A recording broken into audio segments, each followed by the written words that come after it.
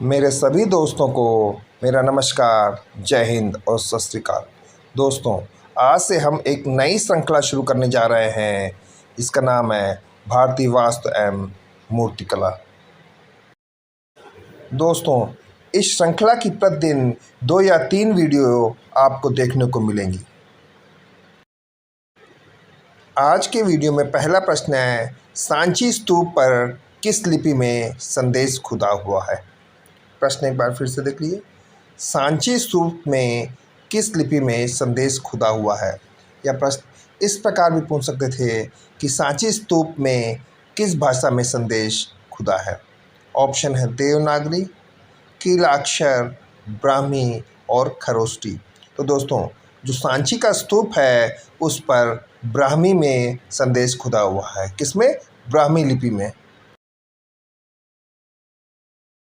अगला प्रश्न है, सारनाथ स्तंभ में बने 4 पशुओं के नाम क्या है? सारनाथ स्तंभ में बने 4 पशुओं के नाम।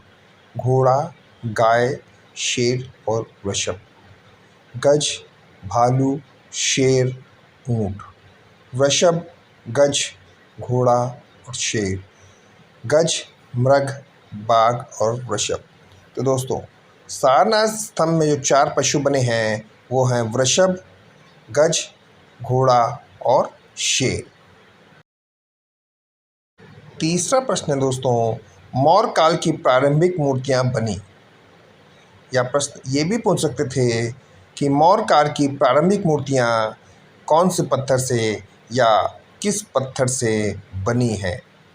ऑप्शन है ग्रेनाइट पत्थर से, चुनार पत्थर से, स्लेटी पत्थर से और इनमें से कोई नहीं।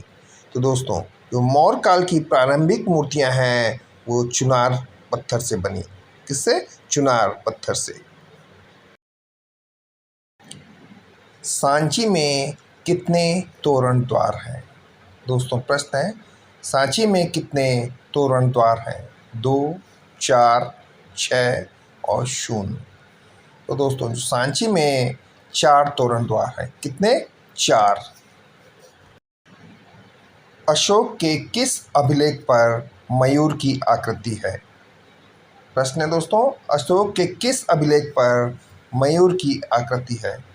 ऑप्शन है इलाहाबाद, सारनाथ, लुम्बिनी और नंदनगढ़।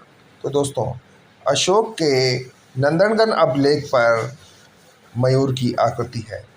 किस पे? नंदनगढ़ के अभिलेख पर मयूर की आकृति है। वाकाटक राजा कौन था? हिंसक जनजातियां, ब्राह्मण, बौद्ध और जैन। तो दोस्तों, जो वाकाटक राजा था वो ब्राह्मण था। कौन था? ब्राह्मण। अगला प्रश्न है, गंगा किनारे मौर्य द्वारा निर्मित विशाल लकड़ी का किला कहाँ स्थित है? प्रश्न एक बार फिर से देख लीजिए। गंगा के किनारे मौर्य द्वारा निर्मित विशाल लकड़ी का किला कहाँ स्थित है? ऑप्शन है पाटलिपुत्र, उत्तर प्रदेश, मध्य प्रदेश और बिहार। दोस्तों, मौर्य द्वारा निर्मित जो विशाल लकड़ी का किला है वो बिहार में स्थित है। कहाँ स्थित है? बिहार। निम्नलिखित में से किस सम्राट ने धर्म और दर्शन पर अपने विचारों की व्याख्या करने के लिए पत्थर का उपयोग करना शुरू किया? प्रश्न एक बार फिर से देख लीजिए। निम्नलिखित में से किस सम्राट ने धर्म और दर्शन पर अपने विचारों की व्याख्या करने के लिए पत्थर का उपयोग करना शुरू किया? कुषाण, संप्राति, अशोक और देववर्मन। सॉरी दोस्तों। तो दोस्तों, सम्राट अशोक ने धर्म और दर्शन पर अपने विचारों की व्याख्या करने के लिए पत्थर का उपयोग करना शुरू किया। किसने? सम्राट अशोक ने। अगला प्रश्न है दोस्तों, जैन धर्म के संस्थापक एवं प्रथम तीर्थकर कौन थे? क्या पूछा गया है दोस्तों? जैन धर्म के संस्थापक एवं प्रथम तीर्थकर। इसमें 2 प्रश्न हो सकते हैं दोस्तों। पहला कि जैन धर्म के संस्थापक कौन थे और दूसरा जैन धर्म के प्रथम तीर्थंकर कौन थे? ऑप्शन है पार्श्वनाथ, अश्वसेन, ऋषभनाथ और वर्धमान। तो दोस्तों, जैन धर्म के संस्थापक और प्रथम तीर्थकर ऋषभदेव थे। कौन थे दोस्तों? ऋषभदेव। भगवान बुद्ध ने अपना पहला उपदेश कहाँ दिया था? ऑप्शन है सारनाथ में, वैशाली में, सांची में और कानपुर में। तो दोस्तों, भगवान बुद्ध ने अपना पहला उपदेश सारनाथ में दिया था। कहाँ दिया था पहला उपदेश? सारनाथ में। अशोक स्तंभों के शीर्ष पर अधिकांश बाघ, हाथी और डैश को दर्शाया गया है। सॉरी दोस्तों, प्रश्न एक बार फिर से देखिए। अशोक स्तंभों के शीर्ष पर अधिकांशतः बाघ, हाथी और डैश को दर्शाया गया है। ऑप्शन है घोड़ा, गैंडा, वृषभ और गाय।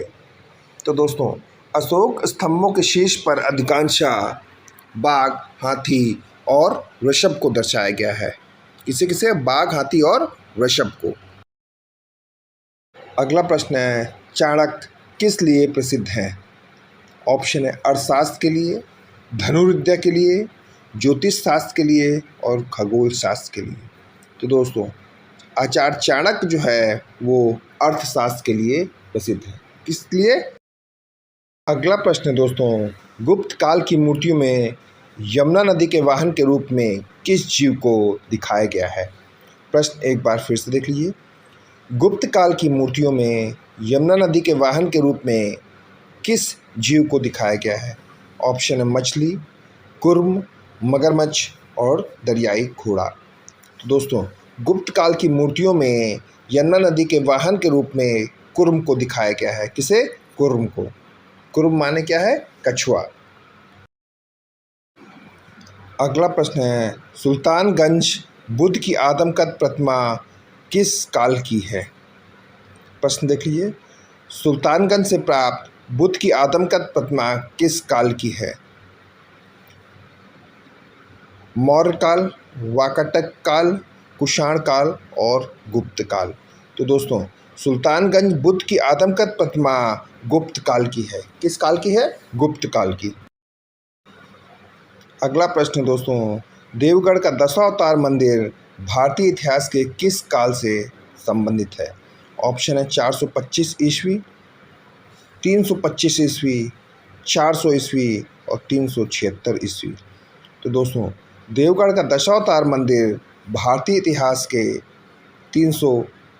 425 ईस्वी से संबंधित है। किससे? 425 ईस्वी से। दोस्तों, इस वीडियो में इतना ही। अगले वीडियो में हम इसी टॉपिक से संबंधित और भी महत्वपूर्ण प्रश्न लेकर फिर आएंगे। धन्यवाद।